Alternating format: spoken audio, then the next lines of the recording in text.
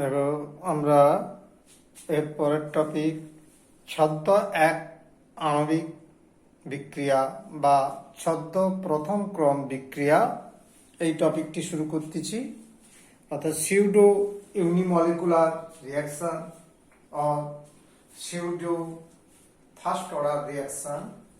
এই বিক্রিয়াটি কি রকম বিক্রিয়া না, কিছু কিছু বিক্রিয়া আছে, রাসায়নিক বিক্রিয়া, যেখানে একাধিক বিক্রিয়ক পদার্থ অংশগ্রহণ করে, কিন্তু বিক্রিয়াটির গতি সমীকরণ কেবলমাত্র একটি বিক্রিয়কের গাঢ়ত্বের উপর নির্ভরশীল।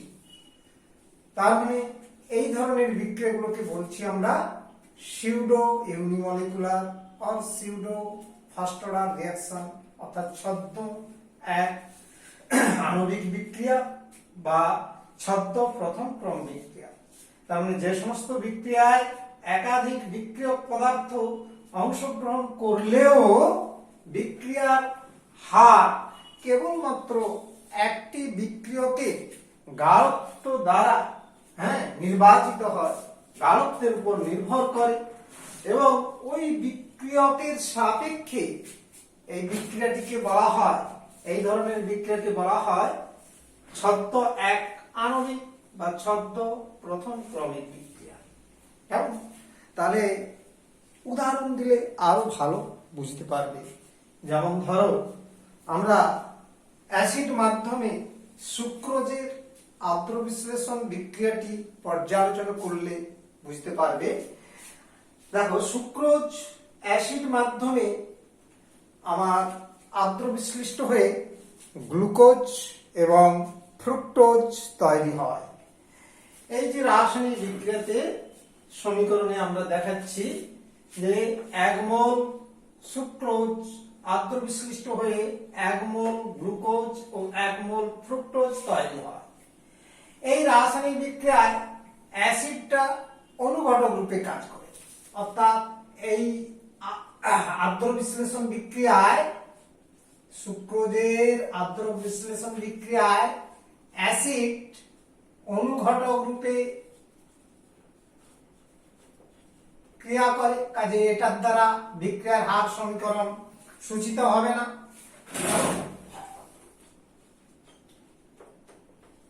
আবার লক্ষ্য করার বিষয়, এখানে জল প্রচুর পরিমাণে রয়েছে, অর্থাৎ এই বিক্রিয়া সিস্টেমে জল প্রচুর পরিমাণে রয়েছে, ফলে এই বিক্রিয়ায় জলের যে গাঢ়ত্ব হ্রাস, অর্থাৎ জলটা তো বিক্রিয়ক অণু হিসাবে এখানে ক্রিয়া করছে, তো যে পরিমাণ জলটা বিক্রিয়া করছে সেই পরিমাণটা খুবই নগণ্য।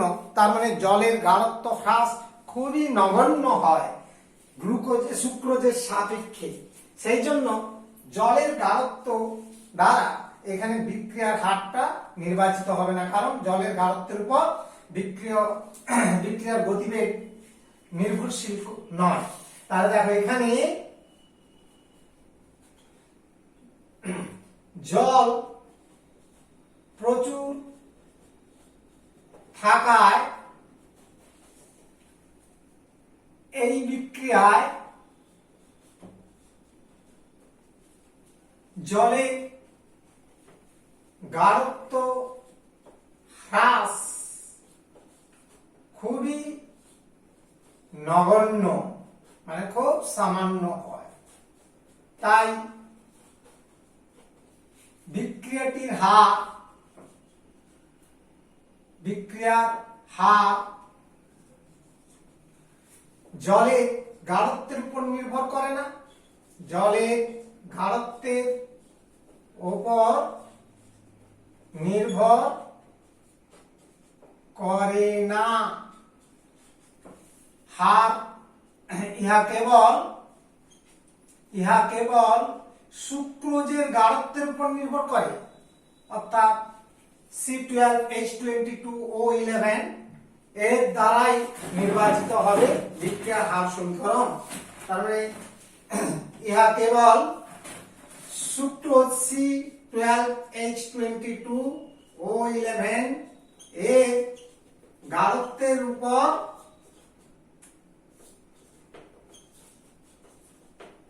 নির্ভরশীল। তাহলে বিক্রিয়ার হার সমীকরণটা কেবলমাত্র সুক্রোজের গাঢ়ত্বের উপর নির্ভরশীল।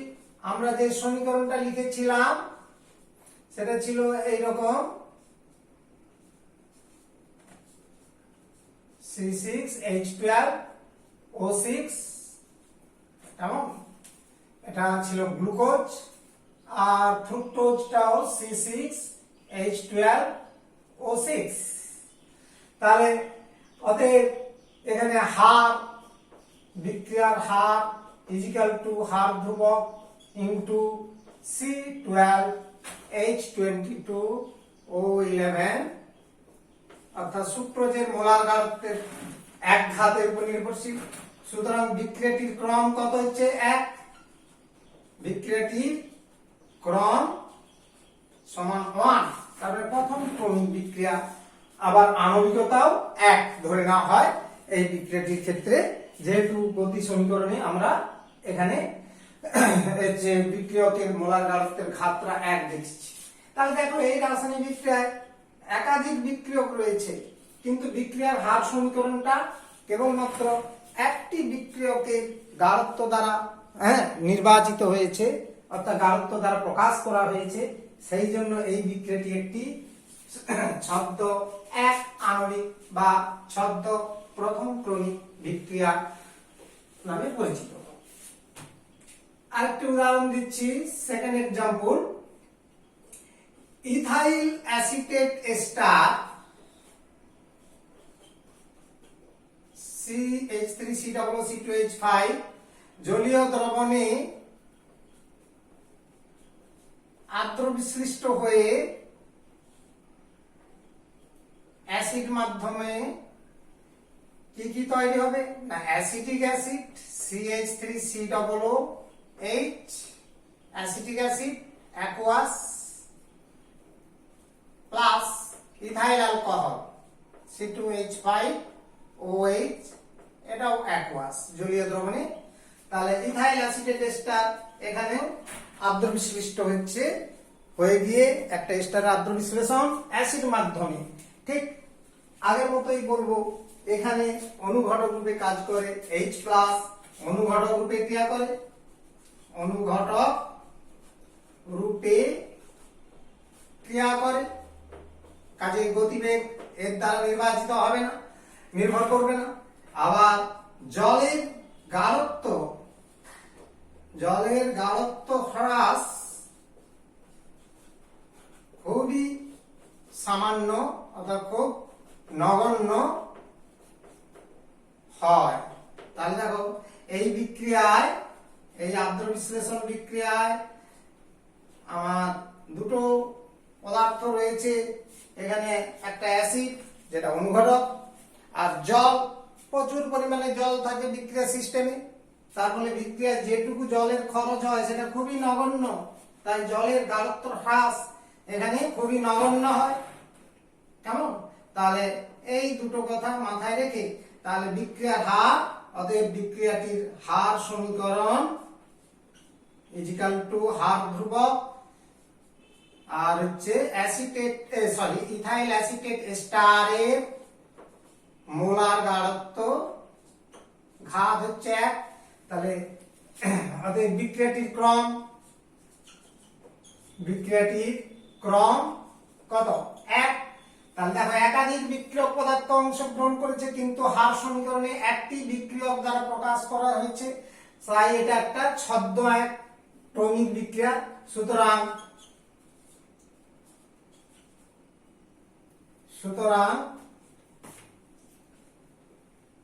উক্ত বিক্রিয়াটি মানে এস্টারের আর্দ্র বিশ্লেষণ বিক্রিয়াটি আম্লিক মাধ্যমে যখন ঘটবে হচ্ছে ছদ্ম এক আণবিক বা এক ক্রমিক বিক্রিয়া উদাহরণ হতে পারে। কেমন? এটা একটা এক্সাম্পল দেব। এবার দেখো ইথাইল অ্যাসিটেট এস্টারে অ্যাসিড মাধ্যমে বিক্রিয়াটি ছদ্ম এক ক্রমিক বিক্রিয়া, মানে প্রথম ক্রমিক বিক্রিয়া, কিন্তু ক্ষার মাধ্যমে বিক্রিয়াটি কেন দ্বিতীয় ক্রমের হয়? অর্থাৎ তোমাকে প্রশ্ন একটা দিচ্ছি, দেখো অ্যাসিডের ester that is ethyl acetate ester আম্লিক মাধ্যমে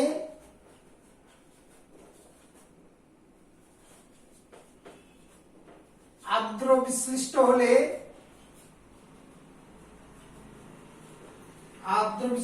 হলে বিক্রিয়ার ক্রম এক হয়, অর্থাৎ প্রথম ক্রমিক বিক্রিয়া হয়। কিন্তু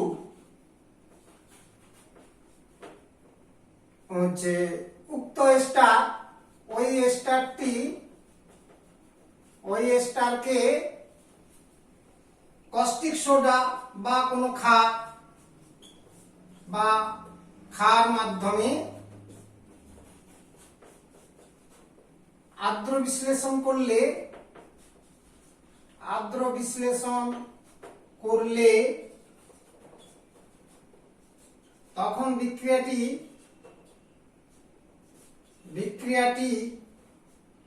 দ্বিতীয় ক্রমের হয় কেন, অর্থাৎ বিক্রিয়ার ক্রম 2 হয় কেন তা ব্যাখ্যা করতে হবে তোমাকে। তো আমরা অ্যাসিড মাধ্যমে এই স্টারের আর্দ্র বিশ্লেষণ এক ক্রমিক বিক্রিয়া, যেটা শব্দ এক ক্রমিক বিক্রিয়া এক্ষুনি আলোচনা করলাম, ওইটাই হবে উত্তরটা, ওইটাই হবে।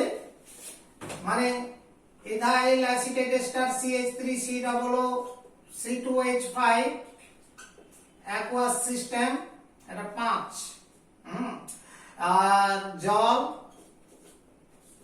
অ্যাসিড মাধ্যমে যে বিক্রিয়াটি হচ্ছে সেটা acetic acid aqueous plus ethyl alcohol C2H5OH aqueous. এখানে বিক্রিয়ার হার সমীকরণটা হয়েছিল এক্ষুনি দেখেছিলাম, CH3COO C2H5, অর্থাৎ প্রথম ক্রমিক বিক্রিয়ার ক্রম সমান 1 বিক্রিয়া ক্রম, আর এটা ছদ্ম এক ক্রমিক বিক্রিয়া, আলোচনা অলরেডি করেছি, সেটাই আবার লিখবে তোমরা। কিন্তু ক্ষার মাধ্যমে এস্টারের আর্দ্র বিশ্লেষণ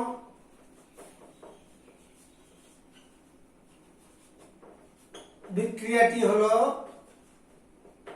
কিরকম না, দেখো CH3COO C2H5 ethyl acetate ester aqueous মাধ্যম আর কস্টিক সোডা একটা ক্ষার নিলাম, নিলে এখানে জল, কস্টিক সোডা আর ইথাইল অ্যাসিটেট এস্টার, তো সেই রাসায়নিক বিক্রিয়া ঘটে দিয়ে এখানে কি ঘটবে দেখো, এখানে তৈরি হবে ইথাইল অ্যাসিটেট এস্টার,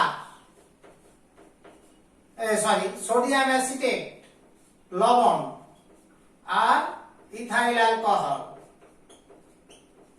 এস্টারের আর্দ্র বিশ্লেষণ অ্যাকুয়াস, তাহলে কস্টিক সোডার মাধ্যমে ইথাইল অ্যাসিটেট এস্টার আর্দ্র বিশ্লিষ্ট হয়ে সোডিয়াম অ্যাসিটেট ও ইথাইল অ্যালকোহল তৈরি হয়।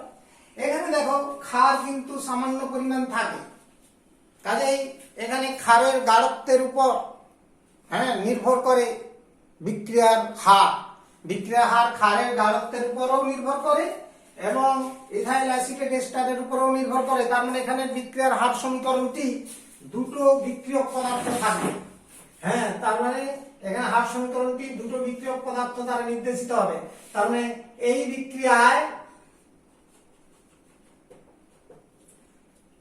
বিক্রিয়ার হার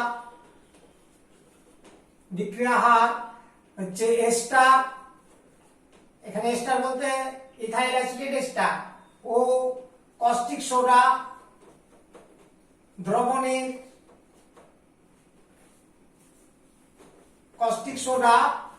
উভয় দ্রবণের গাঢ়ত্বের উপর নির্ভর করে, উভয় দ্রবণের গাঢ়ত্বের উপর নির্ভরশীল। এখানে গতিবেগটা দুটো পদার্থের উপর নির্ভরশীল, তাই হার সমীকরণটি হবে হাফ ধ্রুবক into ethyl acetate ester molar density into caustic সোডার মোলার ডেনসিটি, অর্থাৎ দুটো বিক্রিয়ক পদার্থ দ্বারা আসছে। এখানে হার সমীকরণটি নির্বাচিত হচ্ছে। অতএব বিক্রিয়াটির ক্রম, বিক্রিয়াটির সামগ্রিক ক্রম 1 প্লাস 1 সমান 2, এর ঘাত 1 এরও ঘাত 1, তার মানে দ্বিতীয় ক্রমিক বিক্রিয়া। তাহলে এই কোশ্চেনের উত্তরটা এইভাবেই হবে। আগের বিক্রিয়াটার উদাহরণ অলরেডি একটু আগে ব্যাখ্যা করে দিয়েছি।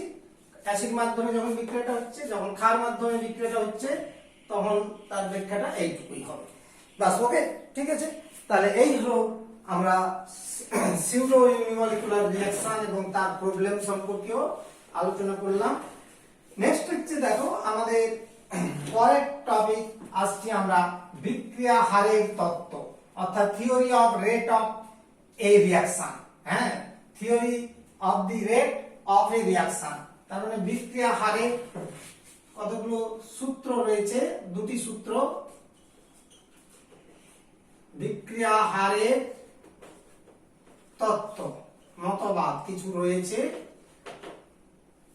আমরা এই বিক্রিয়া হারের তত্ত্ব বলতে রাসায়নিক বিক্রিয়া কিভাবে সংগঠিত হয় সে সম্পর্কে ব্যাখ্যা করার জন্য দুটো তত্ত্ব রয়েছে।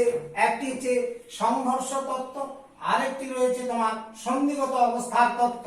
তাহলে একটা রাসায়নিক বিক্রিয়া, কোন রাসায়নিক বিক্রিয়া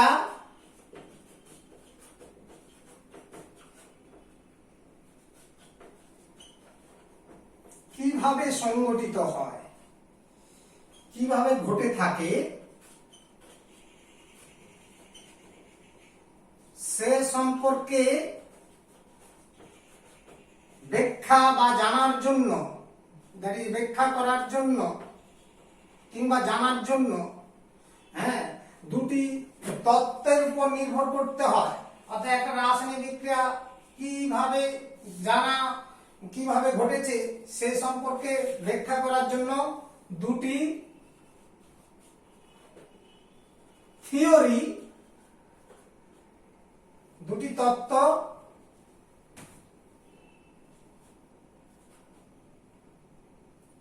জানার প্রয়োজন।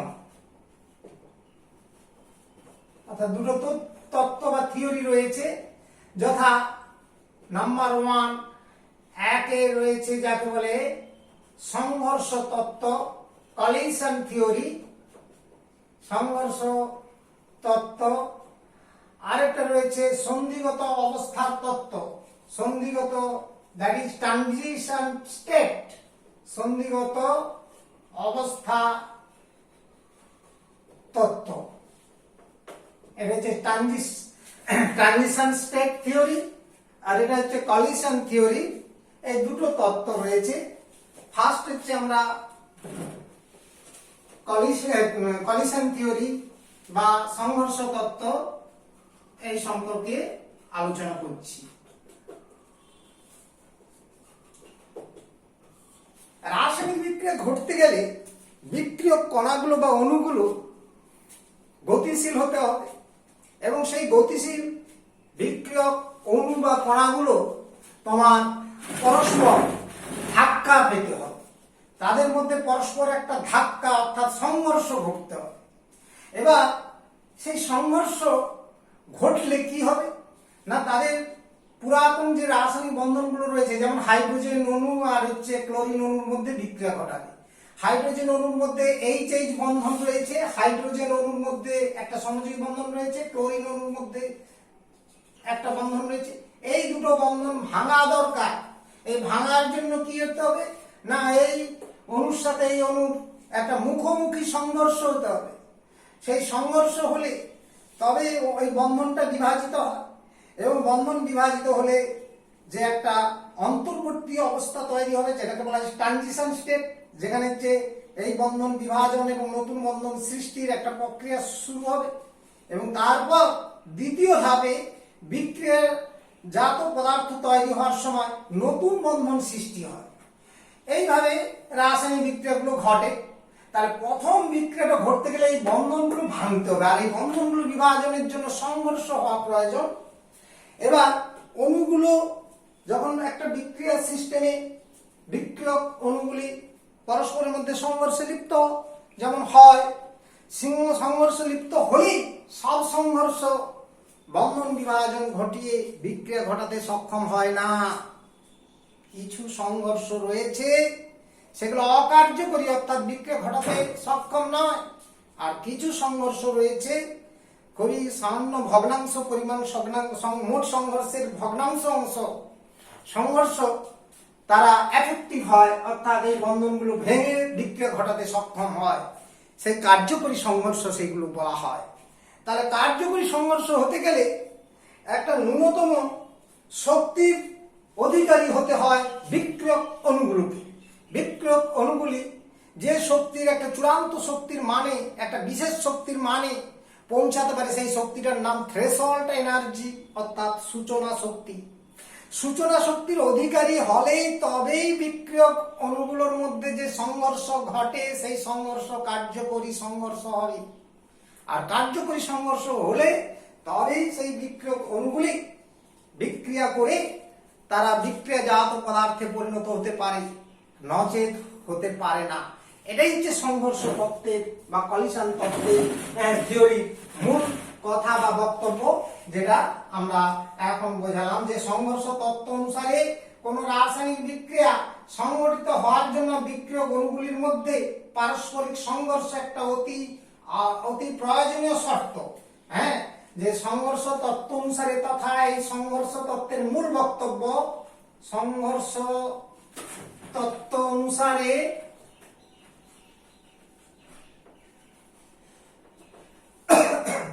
সংঘর্ষ তত্ত্ব অনুসারে কোন রাসায়নিক বিক্রিয়া সংঘটিত হওয়ার জন্য, হ্যাঁ, কোন রাসায়নিক বিক্রিয়া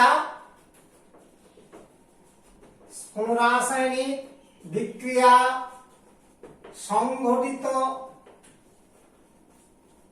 হওয়ার জন্য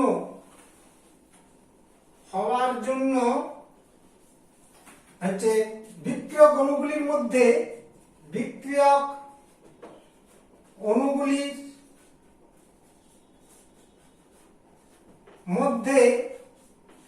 সংঘর্ষ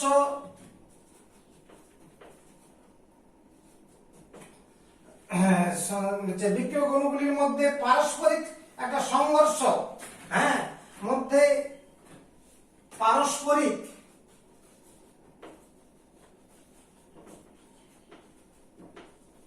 সংঘর্ষ একটি অতি প্রয়োজনীয় শর্ত, একটি এসেনশিয়াল, হ্যাঁ, একটা শর্ত, অতি প্রয়োজনীয় শর্ত। অর্থাৎ সংঘর্ষ একটা অন্যতম শর্ত ছাড়া বিক্রিয়া ঘটবে না। বিক্রিয়ক অণুগুলির, হ্যাঁ, মধ্যে সংঘটিত সমস্ত সংঘর্ষ আবার বিক্রিয়া ঘটাতে সক্ষম নয়। আবার দেখো, আবার বিক্রিয়ক অণুগুলি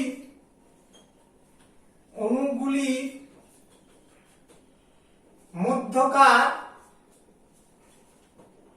সমস্ত সংঘর্ষ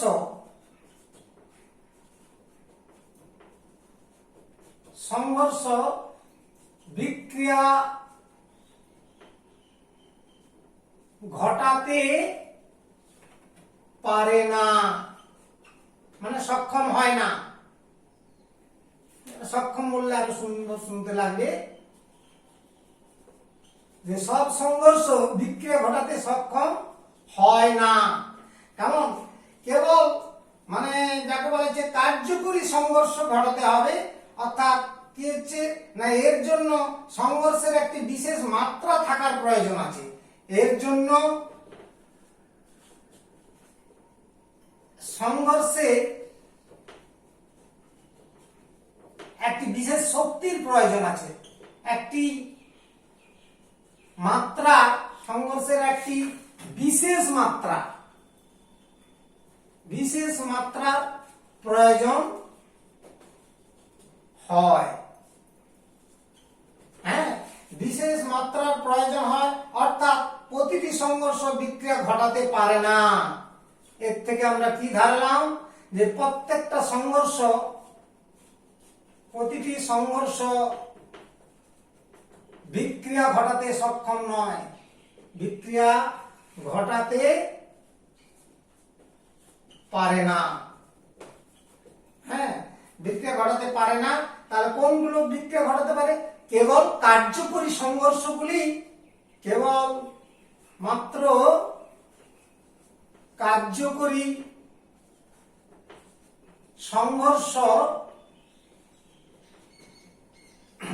সংঘর্ষগুলি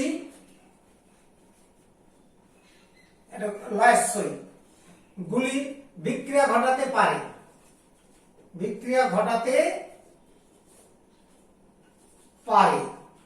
আর কার্যকরী সংঘর্ষ ঘটানোর জন্য বিক্রিয়ক অণুগুলোকে সূচনা শক্তির অধিকারী হতে হবে। হ্যাঁ, আবার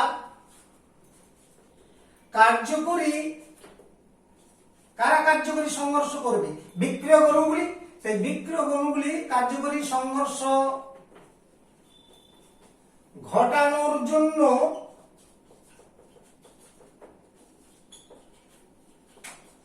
বিক্রিয়ক অণুগুলিকে সূচনা শক্তির থ্রেশহোল্ড এনার্জি, সূচনা শক্তির অধিকারী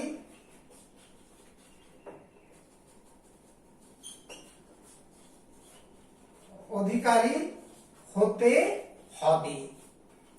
এটা হচ্ছে সংঘর্ষ তত্ত্বের মূল বক্তব্য। এটা মাথায় তোমাদের রাখতেই হবে। বিশেষ করে সংঘর্ষ কলিশন থিওরিটা কি, সেটা মূল আইটেমটা এটাই, যে অণুগুলোর মধ্যে সংঘর্ষ ঘটতে হবে বিক্রিয়া ঘটাতে গেলে, এটা প্রয়োজনীয় শর্ত। আবার সমস্ত সংঘর্ষ রাসায়নিক বিক্রিয়া ঘটাতে সক্ষম হয় না। বিক্রিয়ক অণুগুলির মধ্যে কেবলমাত্র কার্যকরী সংঘর্ষগুলোই রাসায়নিক বিক্রিয়া ঘটাতে সক্ষম হয়। আবার কার্যকরী সংঘর্ষ হতে গেলে সেই অণুগুলোকে সংঘর্ষ করা, যে অণুগুলো তারা একটা যেন সূচনা শক্তির অধিকারী হয়, অর্থাৎ তারা উচ্চতর একটা বিশেষ শক্তি অর্জন করার পর তারা যদি মুখোমুখি সংঘর্ষ ঘটায়, তবেই কার্যকরী সংঘর্ষ হয়ে বিক্রিয়া ঘটবে, নচেত বিক্রিয়া ঘটবে না। তার মানে এটা হচ্ছে কলিশন থিওরির অন্যতম জিনিস, মানে অন্যতম শর্ত হিসাবে বা বিষয় হিসাবে মাথায় রাখার চেষ্টা করবে, মনে রাখবে। এবার আমরা এখান থেকে কয়েকটা জিনিস শিখলাম, যে শুনলাম টার্মগুলো। একটা হচ্ছে কার্যকরী সংঘর্ষ, আরেকটি হচ্ছে সূচনা শক্তি। এই টার্মগুলো নিয়ে আমরা আরো একটু স্টাডি করছিলাম। কার্যকরী সংঘর্ষ, হ্যাঁ, এই ঘটানোর জন্য আমরা যে বিষয়টা জানলাম, যে কার্যকরী সংঘর্ষটা কি না, এফেক্টিভ কলিশন, এই সম্পর্কে আমরা আইডিয়াতে আসছি। যে এফেক্টিভ কলিশন বিষয়টা কি না, যেসব সংঘর্ষের ফলে বিক্রিয়ক অণুগুলি আমার সফলভাবে বিক্রিয়া ঘটিয়ে বিক্রিয়াজাত পদার্থে পরিণত হয়। হ্যাঁ, তার মানে যেসব সংঘর্ষের ফলে অনেকগুলো সংঘর্ষ ঘটবে, তার মধ্যে যেসব সংঘর্ষের ফলে বিক্রিয়ক অণুগুলি, বিক্রিয়ক পদার্থের অণুগুলি, হ্যাঁ, যে অণুগুলি পরস্পর বিক্রিয়া করে বিক্রিয়াজাত পদার্থ তৈরি করতে পারে,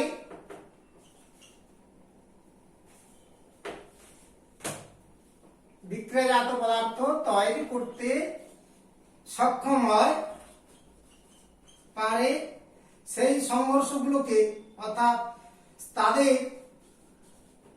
কার্যকরী সংঘর্ষ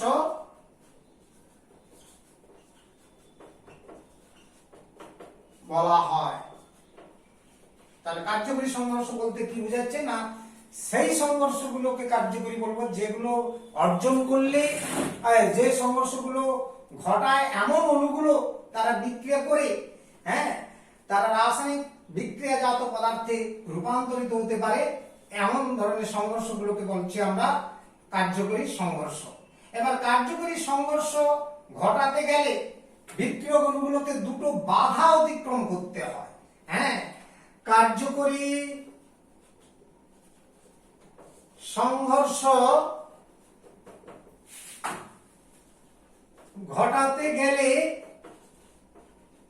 বিক্রিয়ক অণুগুলিকে দুটি বাধা অতিক্রম করতে হয়। দুটো বাধাকে ওভারকাম করতে হয়, যথা নাম্বার 1 শক্তিজনিত বাধা। 1 নম্বর বাধা হচ্ছে এনার্জি ব্যারিয়ার, শক্তিজনিত বাধা, এনার্জি ব্যারিয়ার। নাম্বার 2 বিন্যাসগত বাধা, অর্থাৎ সজ্জিত কণাগুলো কিভাবে সাজানো অবস্থায় থাকে, অর্থাৎ বিন্যস্ত থাকে, হ্যাঁ, বিক্রিয়ক অণুগুলো কিভাবে সাজানো থাকে তার সেটাকে বলা হচ্ছে বিন্যাসগত বাধা, ওরিয়েন্টেশন ব্যারিয়ার। ওরিয়েন্টেশন ব্যারিয়ার আর একটা রয়েছে এনার্জি ব্যারিয়ার। এবার এনার্জি ব্যারিয়ারটা কি না, যে ন্যূনতম শক্তি সমান বা তার বেশি মাত্রার শক্তি অর্জন করলে বিক্রিয়ক অণুগুলির মধ্যে কার্যকরী সংঘর্ষ ঘটে, রাসায়নিক বিক্রিয়া সংঘটিত হয়। অণুগুলির সেই ন্যূনতম শক্তিকে সূচনা শক্তি বলে। এটা একটু কথা বলে বোঝালে আরো পরিষ্কার হয়ে যাবে। প্রত্যেকটা পদার্থের মধ্যে বিশাল পরিমাণ শক্তি সঞ্চিত ভান্ডার রয়েছে, যেটা তোমরা থার্মোডাইনামিক্স পড়তে গিয়ে জেনেছো, যেটাকে বলা হয় ইন্টারনাল এনার্জি, অন্তঃশক্তি বা অভ্যন্তরীণ শক্তি। সেটাকে আমরা আরেক দিক থেকে বলতে পারি গড় শক্তি। তার প্রত্যেকটা পদার্থের মধ্যে তেমনি বিক্রিয়ক অণুগুলোর মধ্যে তার নিজস্ব যে শক্তি সঞ্চিত আছে হচ্ছে সেটা গড় শক্তি হিসাবে জমা আছে। তো সেই শক্তির সঙ্গে আরো কিছু শক্তি যোগ করতে হয়। সেই শক্তিটা কতটা যোগ করতে হবে না, সূচনা শক্তি যতটা মান, মনে করো সূচনা শক্তি হচ্ছে 10 জুল, আর হচ্ছে ওই বিক্রিয়ক অণুর যে শক্তি রয়েছে 8 জুল, অর্থাৎ তার মধ্যে যে গড় শক্তি রয়েছে সেটা 8 জুল। তাহলে আর কতটা শক্তি গ্রহণ করতে হবে, একটা ন্যূনতম পরিমাণ শক্তি কত, 2 বা তার বেশি, অর্থাৎ 8 এর সঙ্গে 2 যোগ করলে 10 জুল হয়ে যাবে। অর্থাৎ 10 জুল শক্তিটা তার সূচনা শক্তি, কিন্তু তার মধ্যে সঞ্চিত শক্তি 8, তার সঙ্গে 2 জুল যোগ করতে হচ্ছে। তার মানে ওই শক্তি যোগ করার ফলে তার যে ন্যূনতম এনার্জি ছাড়া বিক্রিয়া হয় না 10 জুল, সেই 10 জুলটাই হচ্ছে সূচনা শক্তি। আর এই 2 জুলটাকে তোমরা এরপরে শুনবে সক্রিয়করণ শক্তি, অর্থাৎ অণুগুলোকে সক্রিয় করার জন্য, বিক্রিয়ায় যোগ্যতা অর্জনের জন্য যে ন্যূনতম এনার্জি যোগ করতে হয়, সেই যোগ করা শক্তিটাকেই বলা হচ্ছে অ্যাক্টিভেশন এনার্জি, যেটা আমরা পরে টার্মে আলোচনা করব। তাহলে এই একটা শক্তিজনিত বাধা রয়েছে, সেই সূচনা শক্তির অধিকারী না হলে কার্যকরী সংঘর্ষ ঘটবে না। আর সেই ন্যূনতম একটা শক্তি বা তার বেশি পরিমাণ শক্তি অর্জন করলে তবে বিক্রিয়ক কণাগুলি কার্যকরী সংঘর্ষ ঘটিয়ে বিক্রিয়াজাত পদার্থে রূপান্তরিত হতে পারে বিক্রিয়ার মাধ্যমে, তবেই সেটাকে আমরা হচ্ছে বিক্রিয়া ঘটার একটা শর্ত হিসাবে ধরে নিতে পারি। তাহলে যে ন্যূনতম শক্তির সমান বা তার বেশি মাত্রার শক্তি অর্জন করলে আমরা শক্তিজনিত বাধা আলোচনা করছি এতক্ষণ।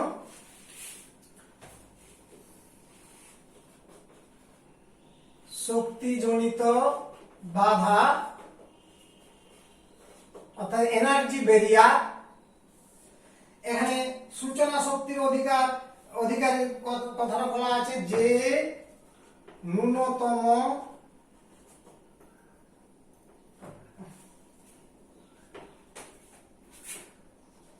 যে ন্যূনতম শক্তি বা তার বেশি মাত্রা, ন্যূনতম শক্তি সমান বা তার বেশি মাত্রা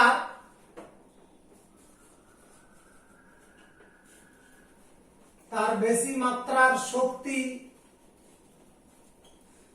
অর্জন করলে বিক্রিয়ক অণুগুলির মধ্যে শক্তি অর্জন করলে বিক্রিয়ক অণুগুলির মধ্যে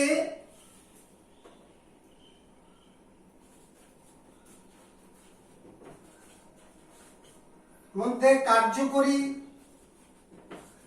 সংঘর্ষ ঘটে বিক্রিয়া দ্বারা বিক্রিয়াজাত পদার্থে পরিণত হয়। বিক্রিয়াজাত পদার্থে পরিণত হয়।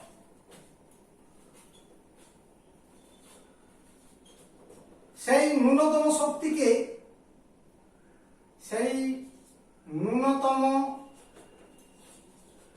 শক্তিকে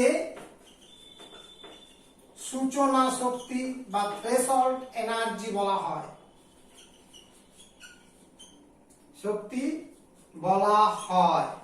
এটা তোমার হচ্ছে এনার্জি ব্যারিয়ারের ক্ষেত্রে একটা প্রয়োজনীয় টপিক, মাথায় রাখতে হবে।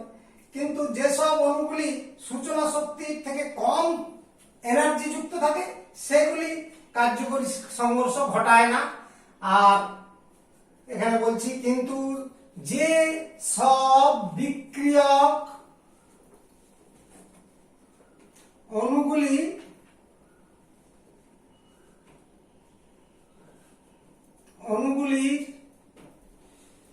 শক্তি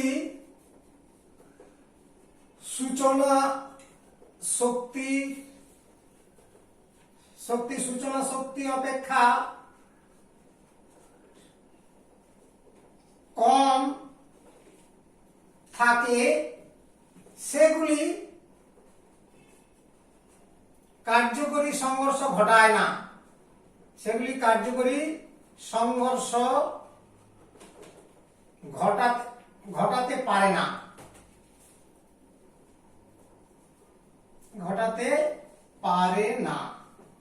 অর্থাৎ এগুলো বিক্রিয়া ঘটায় না, অর্থাৎ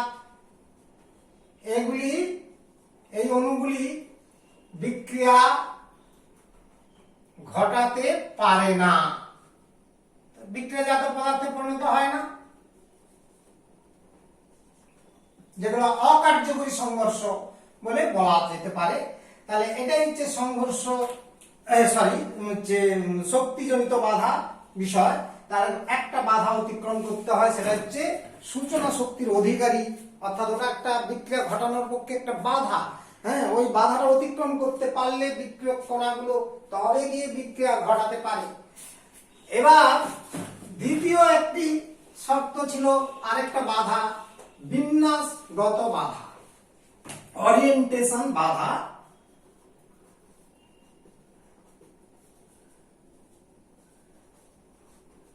বিন্যাসগত বাধা কি না, কার্যকরী সংঘর্ষ ঘটাতে গেলে বিক্রিয়ক অণুগুলির কেবল সূচনা শক্তির অধিকারী হলে চলবে না, সেই সঙ্গে তাদের সঠিক বা নির্ভুল বিন্যাস হওয়াও প্রয়োজন।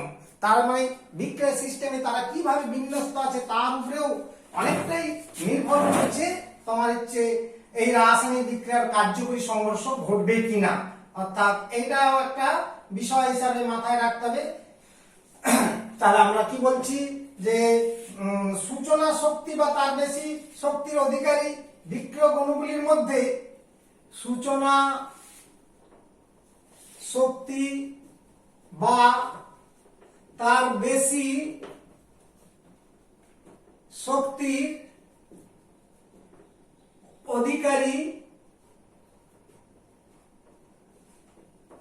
অধিকারী বিক্রিয়ক, অধিকারী বিক্রিয়ক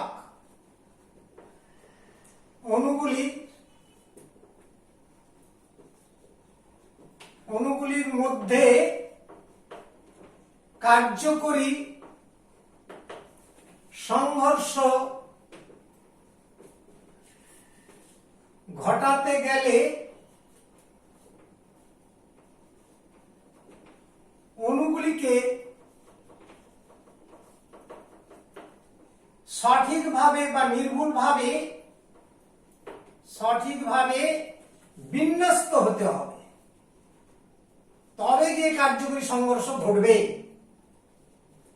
বিন্যস্ত হতে হবে, এটা একটা অন্যতম শর্ত। এক্ষেত্রে বিক্রিয়ক অণুগুলি বিন্যাস এমন ভাবে হতে হবে যাতে বিক্রিয়কগুলি ক্রিয়াশীল পরমাণু সমূহের মধ্যে মুখোমুখি যেন সংঘর্ষ ঘটে। তার মানে এক্ষেত্রে বিক্রিয়ক অণুগুলিকে এমন ভাবে বিন্যস্ত হতে হবে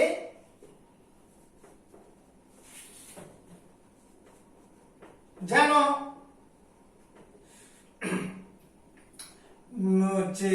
উহাদের ক্রিয়াশীল ওই বিক্রিয়ক পদার্থের অণুগুলির তথা উহাদের ক্রিয়াশীল পরমাণুগুলি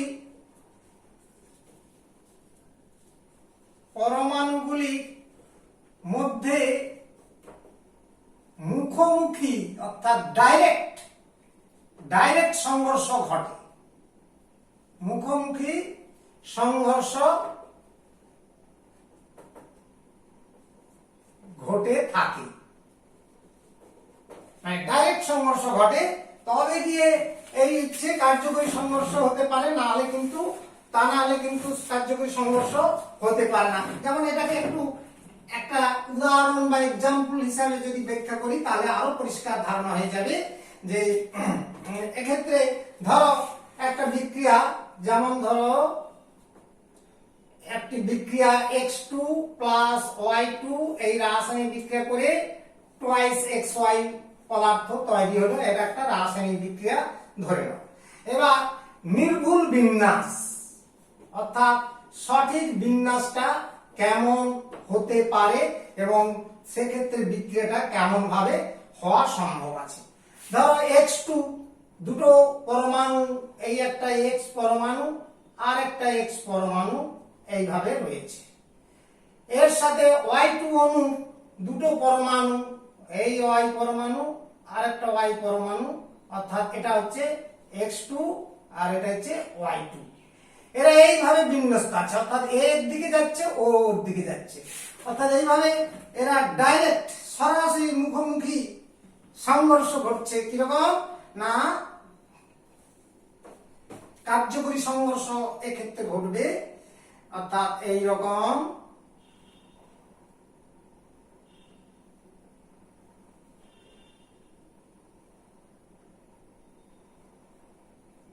দেখো X Y পরমাণুগুলো গায়ে গায়ে মুখোমুখি ঠাসাঠাসি হলো, এটাকেই বলা হচ্ছে কার্যকরী সংঘর্ষ। এই সংঘর্ষটাই কার্যকরী, অর্থাৎ বিন্যাসটা এইভাবে রয়েছে বলেই এদের ক্ষেত্রে কার্যকরী সংঘর্ষ হলো।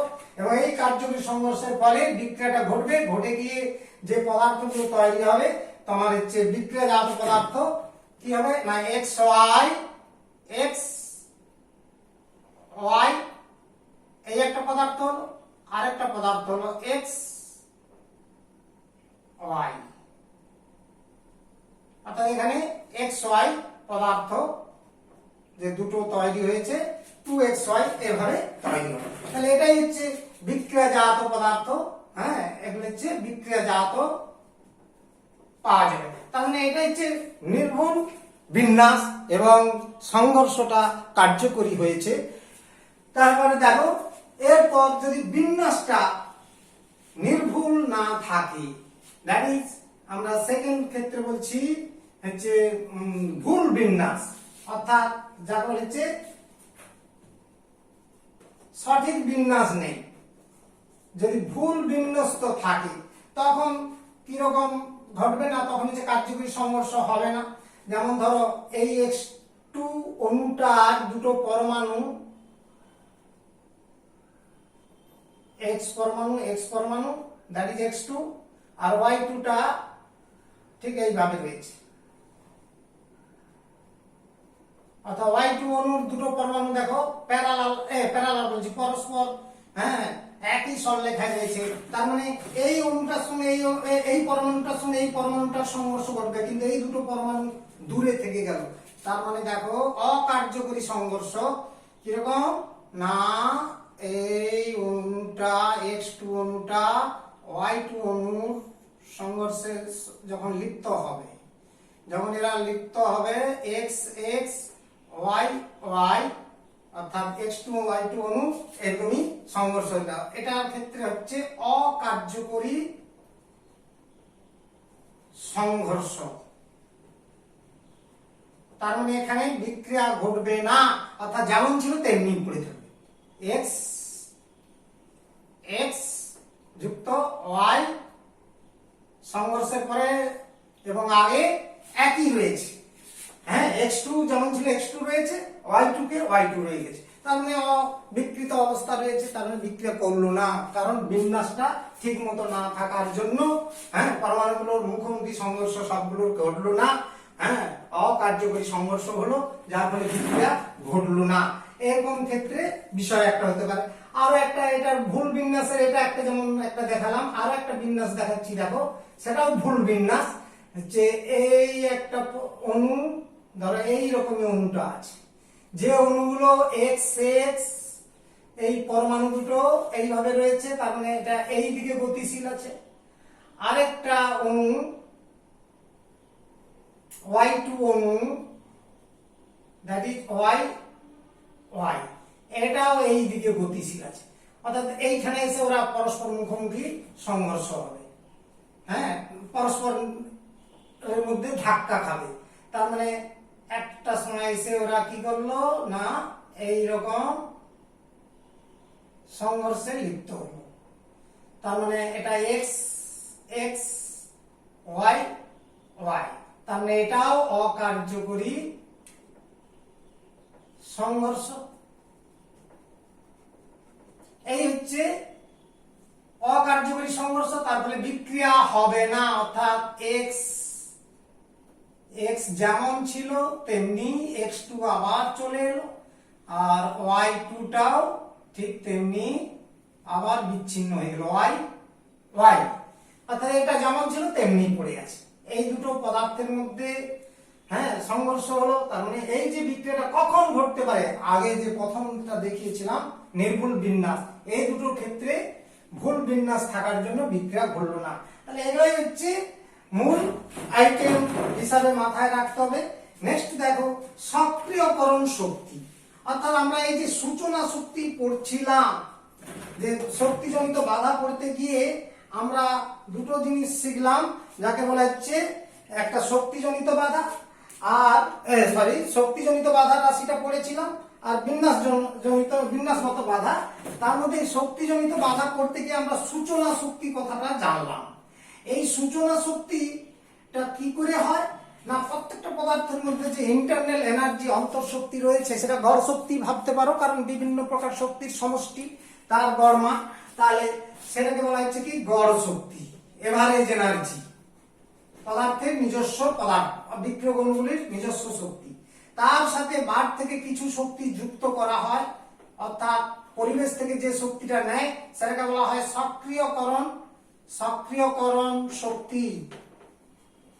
তার মানে এই সক্রিয়করণ শক্তি সম্পর্কে আইডিয়া করতে হবে, এইটা সম্পর্কে ধারণা তোমাদের নিতে হবে। তার মানে সূচনা শক্তির অধিকারী হতে গেলে কোনো বিক্রিয়ককে যে ন্যূনতম শক্তি গ্রহণ করতে হয় তাকেই বলা হচ্ছে কি সক্রিয়করণ শক্তি। সূচনা শক্তির সমান হতে গেলে পদার্থের অণুগুলোর তো নিজস্ব শক্তি, এটা নিজস্ব শক্তির সঙ্গে একটা ন্যূনতম শক্তি গ্রহণ করলে তবেই সূচনা শক্তির অধিকারী হবে বিক্রিয়ক অণুগুলি এবং তারপর বিক্রিয়া ঘটাতে সক্ষম হয়। সেই ন্যূনতম গৃহীত শক্তিকেই বলা হয় বা শোষিত শক্তিকেই বলা হচ্ছে অ্যাক্টিভেশন এনার্জি বা সক্রিয়করণ শক্তি। তার মানে আমরা যে সক্রিয়করণ শক্তির কথা মাথায় রাখতে হবে তোমাদের, যে next topic, it is very very important topic, সক্রিয়করণ শক্তি। এখানে সূচনা শক্তিও গুরুত্বপূর্ণ, থ্রেশহোল্ড এনার্জি এবং সক্রিয়করণ শক্তিটাও তোমাদের মাথায় রাখতে হবে। যে গড় শক্তির মান বাড়িয়ে সূচনা শক্তির অধিকারী হওয়ার জন্য, হ্যাঁ ডেফিনেশনটা আমি বলছি, যে বিক্রিয়ক অণুগুলিকে গড় শক্তির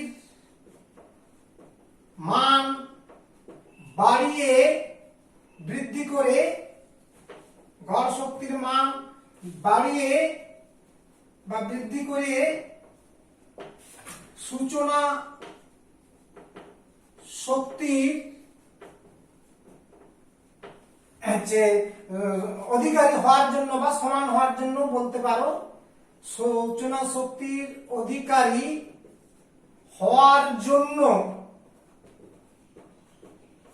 বিক্রিয়ক অণুগুলিকে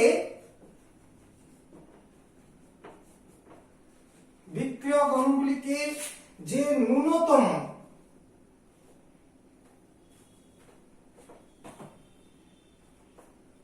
ন্যূনতম শক্তি গ্রহণ করতে হয়, হ্যাঁ অর্থাৎ যে শোষণ করতে হয়, কি বুঝলে, অধিকারী হওয়ার জন্য যে ন্যূনতম শক্তি অর্জন করতে হয়, সেই ন্যূনতম শক্তিকে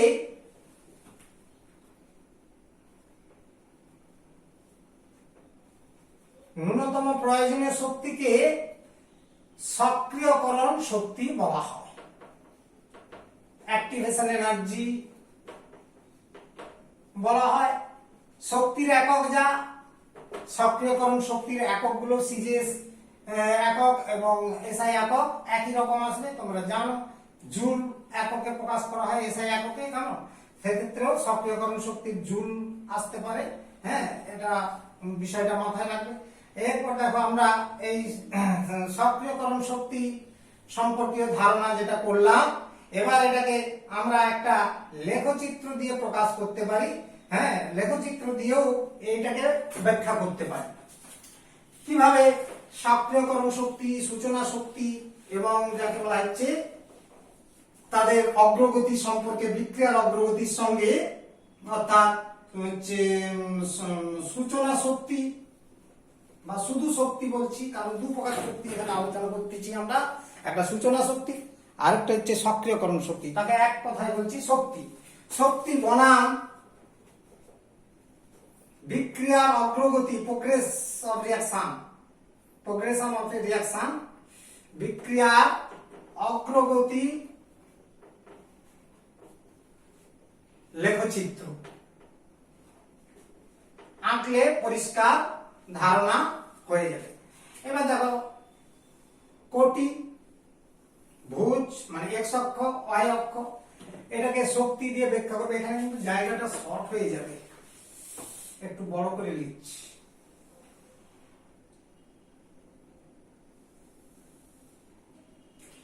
এটা শক্তি, ওয়াই অক্ষকে শক্তি দ্যাট ইজ কোটিকে শক্তি দিয়ে প্রকাশ করছি, আর এক্স অক্ষকে বিক্রিয়া অগ্রগতি। হ্যাঁ যত সময় যাবে বিক্রিয়া তত এগোতে থাকবে, সেইরকমই লেখচিত্রে দ্বারা এখানে যদি মানগুলো আমরা বসাই, এনার্জি ভার্সাস একক। ধরো বিক্রিয়কগুলো প্রাথমিক অবস্থায় ছিল, হ্যাঁ প্রাথমিক অবস্থায় ছিল, এনার্জি ভেরিয়েটটা মনে করো এই এতটা,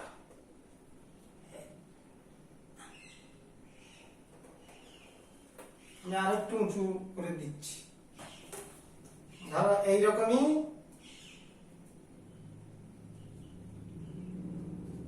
অর্থাৎ এই উচ্চতাটা তোমার বিক্রিয়ক পদার্থের শক্তি, শক্তির উচ্চতা, তার মানে এটা হচ্ছে গড় শক্তি।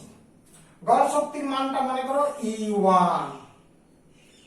E1 সমান, কোথায় লিখবো, এইখানে লিখে দিই। E1 সমান বিক্রিয়ক অণুগুলির গড় শক্তি। কেমন? এবার এটা তার শক্তি মানে প্রাথমিক অবস্থা ছিল। এবার সূচনা শক্তির মানটা মনে করো যে বিশেষ একটা শক্তির উচ্চতায় পৌঁছবে, সেটা মনে করো এই এতটা। অর্থাৎ এখান থেকে এই যে উচ্চতা, এই উচ্চতাটা হয়ে গেল তোমার হচ্ছে সূচনা শক্তির মান, দ্যাট ইজ E2। তাহলে E2 হচ্ছে সূচনা শক্তি। E2 সমান থ্রেশহোল্ড এনার্জি। তাহলে দেখো বিক্রিয়ক পদার্থগুলোর গড় শক্তি ছিল এটা বিক্রিয়ক পদার্থ। এবার ওখান থেকে তাকে তাহলে কতটা শক্তি শোষণ করতে হচ্ছে, এই উচ্চতার শক্তিটা গ্রহণ করতে হয়। এটা হচ্ছে অ্যাক্টিভেশন এনার্জি হবে। অর্থাৎ এইখানে যে পরিমাণ শক্তিটা গ্রহণ করছে সেটা হচ্ছে এই উচ্চতার শক্তিটা গ্রহণ করতে হবে। অর্থাৎ এইটাকে আমি তীর চিহ্ন দিয়ে দেখাচ্ছি যে এই লেন্থটা হচ্ছে সক্রিয়করণ শক্তি, দ্যাট ইজ EA। এটা অ্যাক্টিভেশন এনার্জি, EA সমান সক্রিয়করণ শক্তি। বোর্ডটা ছোট হওয়ার জন্য লেখাটা সমস্যা হচ্ছে। তাহলে এটা এটা হচ্ছে লেখচিত্রের বাইরের কথা লিখলাম। তাহলে এই জায়গায় এলো। তাহলে দেখো বিক্রিয়ক পদার্থের অণুগুলো এই উচ্চতার শক্তি ছিল, এখান থেকে শক্তি শোষণ করার পর ওরা এই উচ্চতায় পৌঁছে গেল। তার মানে এটা ট্রানজিশন স্টেট, যেটা এর পরের তত্ত্ব রয়েছে বিক্রিয়া হারের হচ্ছে যুগ্ম অবস্থা বা সন্ধিগত অবস্থা বা পরিবৃত্তি অবস্থা, দ্যাট ইজ ট্রানজিশন স্টেট। হ্যাঁ, উত্তেজিত অবস্থা এই জায়গায় আছে। এবার এখানে পৌঁছে গেল, মানে বিক্রিয়ক কণাগুলোর পুরো অণুগুলোর পুরানো বন্ধন ভাঙতে শুরু করলো এবং পাশাপাশি নতুন বন্ধন সৃষ্টি হতে থাকবে। এবার সৃষ্টি হওয়ার সময়, বন্ধন তৈরি হওয়ার সময় কণাগুলো তথা পরমাণুগুলো যখন বন্ধন তৈরি করে তখন শক্তি মুক্ত হয়, অর্থাৎ শক্তি ত্যাগ করে। শক্তি ত্যাগ করলে তাহলে এই যে উচ্চতার শক্তি, সেই উচ্চতাটা ধীরে ধীরে কমতে থাকবে, অর্থাৎ ওটা ক্রমশ নামতে থাকবে এনার্জিটা। হ্যাঁ, এনার্জি উচ্চতাটা নামতে থাকবে। তার মানে এখানে শক্তির উচ্চতা কমতে থাকলে তখন লেখচিত্রটা এই দিকে আসবে। এবার চিন্তা করে রাখবে মাথায় খুব পরিষ্কার, যদি বিক্রিয়াটি নিট তাপোৎপাদক অথবা তাপ শোষী, এই যে দুটো বিক্রিয়া রয়েছে এক্সোথার্মিক এবং এন্ডোথার্মিক, থার্মোডাইনামিক্স শুনেছ, যদি বিক্রিয়াটি তাপ উৎপাদক হয়, শোনার চেষ্টা কর ভালো করে, তাহলে বিক্রিয়কের যে শক্তিটা ছিল এই উচ্চতা E1 মানে তো এই এতটা, তাহলে এর থেকে কি হবে, উপরে থেকে যাবে যদি বিক্রিয়াটি তাপ উৎপাদক হয়। হ্যাঁ, অর্থাৎ ওর যে শক্তি ছিল তার থেকে এখন যে শক্তির মানটা হবে, হ্যাঁ, সেটা মাথায় রাখতে হবে যে তাপ উৎপাদক বিক্রিয়া কিনা, সেটা বিষয়টা মাথায় রাখতে হবে। তাহলে তাপমোচী বিক্রিয়া হলে তাপমোচী বিক্রিয়া হলে তখন তার নিজস্ব শক্তি কমে যাবে, তার মানে এই উচ্চতা থেকে নিচে চলে আসবে, অর্থাৎ এই লেখচিত্রটা বলছি একটু নিচে চলে আসবে। অর্থাৎ এই যে এনার্জি লেভেলটা ছিল, এই উচ্চতার মানটা থেকে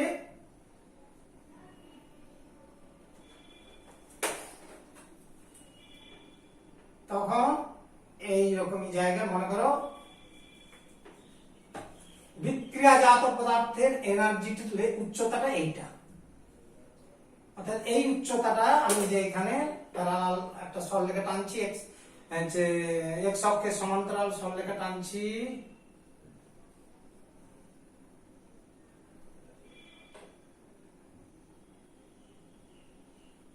অর্থাৎ এটা হয়ে গেল বিক্রিয়াজাত পদার্থ।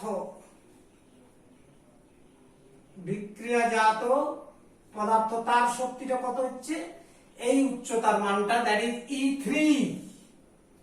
E3 হচ্ছে বিক্রিয়াজাত পদার্থের গড় শক্তি। বিক্রিয়াজাত পদার্থের সঞ্চিত শক্তি মানে অন্তঃশক্তি বা গড় শক্তি। তাহলে এটা হচ্ছে বিক্রিয়কের শক্তি। এই উচ্চতার মানটা হবে E3, মানে এই উচ্চতাটা হয়ে গেল বিক্রিয়াজাত পদার্থের শক্তি। এখন দেখো ওর আগে যে সঞ্চিত শক্তি ছিল বিক্রিয়ক অণুগুলো, এখন বিক্রিয়াজাত পদার্থের শক্তির মানটা কি কমে গেল। তার মানে এটা হচ্ছে বিক্রিয়ার তাপমোচী বিক্রিয়া, অর্থাৎ এই বিক্রিয়াটি হচ্ছে তাপমোচী বিক্রিয়ার ক্ষেত্রে, তাপোৎপাদক বিক্রিয়া ক্ষেত্রে লেখচিত্রটা হলো।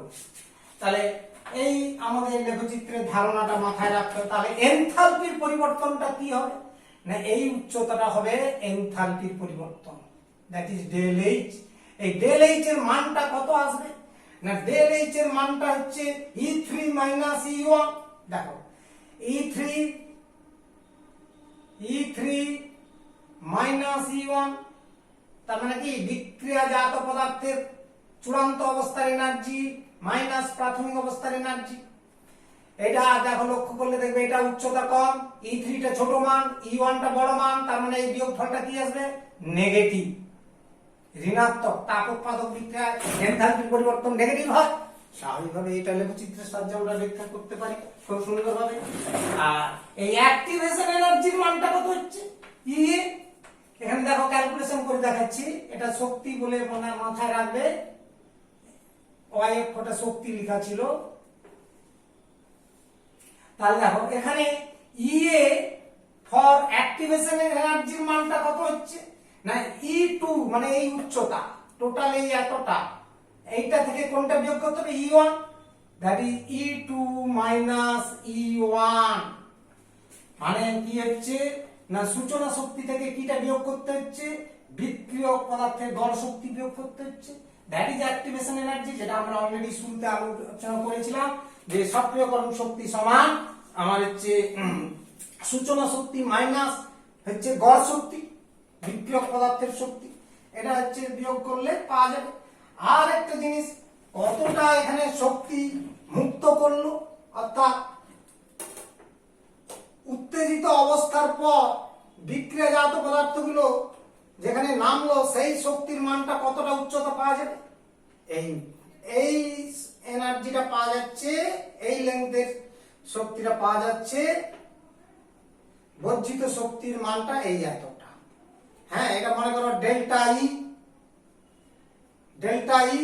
ডেল্টা এর মানটা কত হচ্ছে না, তুমি পরিষ্কার বুঝতে পারছো, এখানে E2 উচ্চতা টোটাল রয়েছে, উচ্চতা থেকে কোনটা বাদ দিতে হচ্ছে E3, অর্থাৎ E2 মাইনাস E3, ডেল্টা ই সমান E3 হচ্ছে sorry E2 minus E3, E2 minus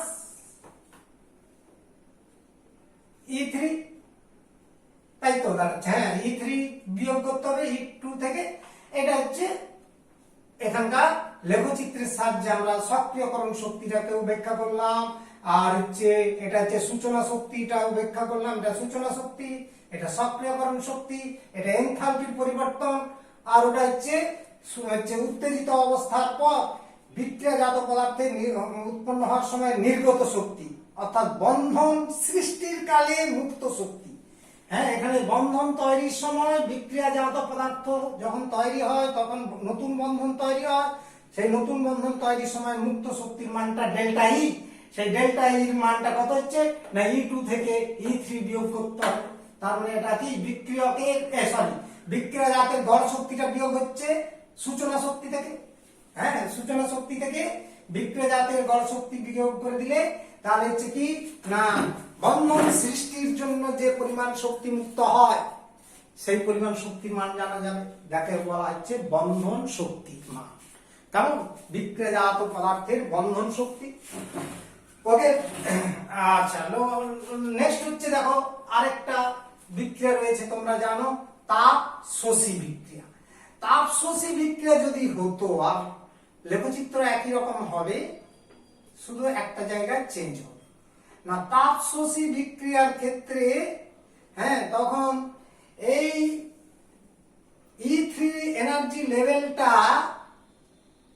তখন কিন্তু বিক্রিয়ক পদার্থ যেটা রয়েছে বিক্রিয়র যে এনার্জি লেভেল এর উচ্চতায় আসবে। তার মানে লেখচিত্রটা তখন বিক্রিয়ক পদার্থের যে গড় শক্তি ছিল, বিক্রিয়ক পদার্থের যে এনার্জি লেভেল E1 ছিল, এর থেকে উচ্চতা আরেকটু উপরে উঠে যাবে। অর্থাৎ মনে করো এইটা, তখন এইটা হয়ে যাবে বিক্রিয়াজাত পদার্থ। হ্যাঁ, বিক্রিয়াজাত পদার্থের চিত্র, দ্যাট ইজ এটা হচ্ছে বিক্রিয়াজাত পদার্থ। তাহলে বিক্রিয়কটা নিচে থাকবে এনার্জি লেভেলটা, আর বিক্রিয়াজাতটা উপরে থাকবে। তার মানে তার ক্ষেত্রে ডেল্টা ইর মানটা এইটা, অর্থাৎ এইখান থেকে এইটা, এবং এটা তখন E3টা উপরে আসবে। ব্যাখ্যাটা এইরকম। আর E3 এর মানটা এখানে, তাহলে ডেল এইচটা কি হবে না, এই ব্যবধানটা, অর্থাৎ এনথালপির পরিবর্তন এইটা। অ্যাক্টিভেশন এনার্জি যেমন আছে তেমনি থাকবে। হ্যাঁ, বিক্রিয়ক পদার্থ তাকে কিছু শক্তি শোষণ করে, সক্রিয়করণ শক্তি শোষণ করে সূচনা শক্তির অধিকারী হতে হবে। তারপরে লক্ষ্য করবে বিক্রিয়াজাত পদার্থগুলো কতটা শক্তি থাকছে না, এই উচ্চতাটা, দ্যাট ইজ এই লেভেলে আছে বিক্রিয়াজাত পদার্থ। হ্যাঁ, তার মানে এই হচ্ছে বিষয়টা, পুরো ব্যাপারটা, বাদ বাকি ক্যালকুলেশন গুলো একই রকম। দ্যাট ইজ ইয়ে অ্যাক্টিভেশন এনার্জি কত পাওয়া যাবে না, E2 মাইনাস E1। হ্যাঁ, E2 minus E1 activation energy, এটা ঠিকই আছে। আর হচ্ছে বন্ধন সৃষ্টির সময় মুক্ত শক্তি, অর্থাৎ বিক্রিয়াজাত পদার্থের কতটা বন্ধন শক্তি মুক্ত হচ্ছে না, এই এনার্জি লেভেলটা, যেটা হচ্ছে কি না E2 থেকে E3টা বিয়োগ করতে হবে। এই জায়গাটা বাদ দিয়ে দিলে এইটা পাওয়া যাবে, that is delta E is equal two E2 minus E3। এটা বিষয়টা কেন। আর ডেল এইচ এর মানটা আমরা কিভাবে বের করতে পারি না, del H is equal to E3 থেকে কিটা বিয়োগ করতে হবে, E1, E3 minus E1। Delta H is equal to E3 minus E1, মানে এটা হচ্ছে কি বিক্রিয়াজাত পদার্থের শক্তি মাইনাস বিক্রিয়কের শক্তি। তার মানে এখানে লক্ষ্য করো E3টা উচ্চ মান আর E1টা ছোট মান। তার মানে এটা কি মান আসবে, ধনাত্মক মান। অর্থাৎ তাপশোষী বিক্রিয়ার ক্ষেত্রে আমরা জানি এনথালপির মান পজিটিভ হয়। তাহলে এই হলো তোমার লেখচিত্রের সাহায্যে সক্রিয়করণ শক্তি, সূচনা শক্তি সঙ্গে বিক্রিয়ার অগ্রগতি রিলেশন সম্পর্কিত লেখচিত্র।